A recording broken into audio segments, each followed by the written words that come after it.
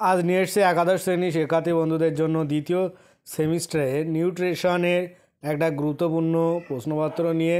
তোমরা দেখতে পাচ্ছ এখানে তোমাদের ফুল মার্ক থাকছে 35 নম্বর, ক্লাস 11 দ্বিতীয় সেমিস্টার 2025 সালে। অলরেডি তোমাদের পরীক্ষা কিন্তু শুরু হয়ে গেছে। এটা কিন্তু পশ্চাতের একটা গুরুত্বপূর্ণ প্রশ্নপত্র, আর এই প্রশ্নপত্র থেকে একাধিক প্রশ্ন কিন্তু তোমাদের ফাইনাল পরীক্ষায় কমন আসতে চলেছে। তাই তোমরা মোটেও অবহেলা করে ভিডিওটি প্রথম থেকে দেখো এবং প্রশ্নগুলো দ্রুত তোমরা তৈরি করে নাও। কালকেই কিন্তু তোমাদের পরীক্ষা, তাই তোমরা মোটেও অবহেলা না করে লাস্ট মিনিট প্রশ্নপত্রগুলো ভালো করে দেখে নাও। এখানে একের দাগ কী বলছে, নিম্নলিখিত প্রশ্নগুলি সংক্ষিপ্ত উত্তর দাও।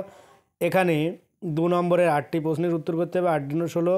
এর দাগ কী বলছে তোমরা দেখতে পাচ্ছ, এখানে প্রত্যেকটা প্রশ্নই কিন্তু ইম্পর্টেন্ট। এখানে ছদ্ম ভিটামিন কাকে বলে উদাহরণ দাও, অথবা আছে বন্ধ্যত্ব প্রতিরোধী ভিটামিন কাকে বলে এবং কেন বলে। তারপরে বিদ্যা আছে পিপি ফ্যাক্টর বলতে কী বোঝায়, অথবা আছে তোমরা দেখতে পাচ্ছ প্রিবায়োটিক এবং প্রোবায়োটিকের দুটি পার্থক্য লেখো। সিদ্ধাক প্রধান খনিজ উপাদান বা ম্যাক্রো উপাদান বলতে কী বোঝো, অথবা আছে হাইপোক্যালসেমিক টিটানি কি। যারা ভিডিওটি দেখছো অবশ্যই চ্যানেলটি সাবস্ক্রাইব করে রেখো। অলরেডি যারা চ্যানেলটি সাবস্ক্রাইব করেছে তাদেরকে অনেক অনেক ধন্যবাদ। আর তোমরা ভিডিওটি তোমার বন্ধুদের মধ্যে বেশি বেশি শেয়ার করে দাও, যাতে তারা এটা পেয়ে অনেক বেশি উপকৃত হয়। এখানে ডির দাগ আমাদের দেহে অক্সিজেন পরিবহনে লো আয়রনের ভূমিকা লেখো, অথবা আছে দুটি ইলেকট্রোলাইটসের উদাহরণ দাও। ইর দাগ লোহার একটি উদ্ভিজ্জ এবং একটি প্রাণীজ উৎসের নাম লেখো, অথবা আছে ক্যালসিয়াম শোষণে ভিটামিন ডি কীভাবে সহায়তা করে। এফের দাগ খাদ্য তালিকায় ফল ও সবুজ শাকসবজি রাখার প্রয়োজনীয়তা কী, অথবা স্বল্প মূল্যের কিছু সুষম খাদ্যের উদাহরণ দাও। জির দাগ ফাস্ট ফুড ও জাঙ্ক ফুডের মধ্যে পার্থক্য উল্লেখ করো, অথবা আছে রান্না করার সময় শাকসবজির পুষ্টিমূল্য কীভাবে বজায় রাখবে। প্রত্যেকটা প্রশ্নই কিন্তু তোমাদের কাছে মোস্ট ইম্পর্ট্যান্ট। এই প্রশ্নগুলোই কিন্তু একাধিক স্কুলে হুবহু কমন আসতে চলেছে। তাই তোমরা মোটে অবহেলা করে ভিডিওটি প্রথম থেকে শেষ পর্যন্ত দেখতে থাকো। আর দ্রুত তোমরা তোমার বন্ধুদের মতো শেয়ার করার এইগুলো দ্রুত প্র্যাকটিস করে নাও, কারণ এখান থেকে একাধিক প্রশ্নপত্র কিন্তু তোমরা কমন পেতে চলেছ। কারণ বিগত প্রশ্নগুলো তোমরা যদি খেয়াল করো, পর্ষদে দেওয়া প্রশ্নপত্র থেকে কিন্তু একাধিক প্রশ্নপত্র একাধিক স্কুলে কমন আসছে, তাই তোমরা এখান থেকেও কিন্তু কমন পেয়ে যাবে।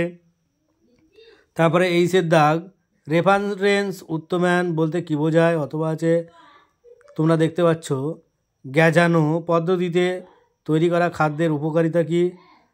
তারপরে তোমরা 2 দাগ নিম্নলিখিত প্রশ্নগুলির উত্তর দিতে হবে। এ দ্রাব্যতার ভিত্তিতে উদাহরণসহ ভিটামিনের শ্রেণীবিভাগ করো।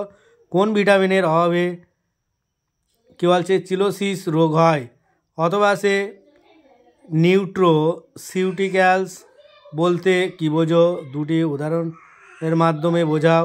আর মাছের তেল থেকে প্রাপ্ত ফ্যাটি অ্যাসিডকে আমরা কার্যকারী খাদ্য বলি কেন।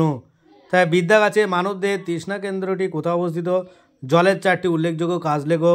অথবা একটা কোশ্চেন আছে ফ্লোরিনকে দ্বিমুখী তলোয়ার বলে কেন, লোহার শোষণ ব্যাহত হওয়ার গুরুত্বপূর্ণ কারণগুলি লেখো। প্রত্যেকটা প্রশ্নই কিন্তু তোমাদের কাছে ইম্পর্ট্যান্ট। এই যে 2 দাগ, এখান থেকে তোমাদের 5 নম্বরের 3টে প্রশ্ন লিখতে হবে, 3×5=15। প্রত্যেকটা প্রশ্নই কিন্তু ইম্পর্ট্যান্ট, অবশ্যই দেখে রেখো। আর যারা এখন আমার চ্যানেলটি সাবস্ক্রাইব করুন অবশ্যই কৃতজ্ঞতা সহ চ্যানেলটি সাবস্ক্রাইব করে রেখো। তারপরে সিদ্ধাক আছে খাদ্য পরিকল্পনা করার সময় কি কি বিষয় মাথায় রাখতে হবে।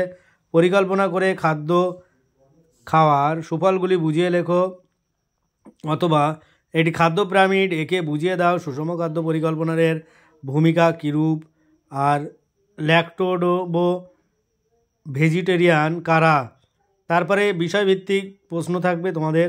3 দাগ নিম্নোক্ত প্রশ্নগুলি হতে 4 নম্বরে একটি প্রশ্নের। এখানে এর দাগ বয়স্ক মানুষের কোষ্ঠকাঠিন্য দূর করার জন্য তাদের খাদ্য তালিকায় কী কী রাখবো, অ্যানেক্সিয়া সম্পর্কে বর্ণনা করো। তারপরে অথবা একটা যে কোনো 4টি পদ্ধতি উল্লেখ করে যার দ্বারা খাদ্যের পুষ্টিমূল্য বৃদ্ধি করা যায়।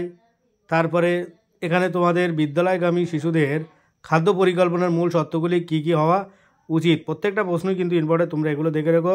আজ ভিডিওটি এই পর্যন্ত, পরের ভিডিওতে চ্যানেলটা অবশ্যই সাবস্ক্রাইব করার পাশে থাকা বেল আইকনটি ক্লিক করো। সকলে ভালো থাকো, সুস্থ থাকো।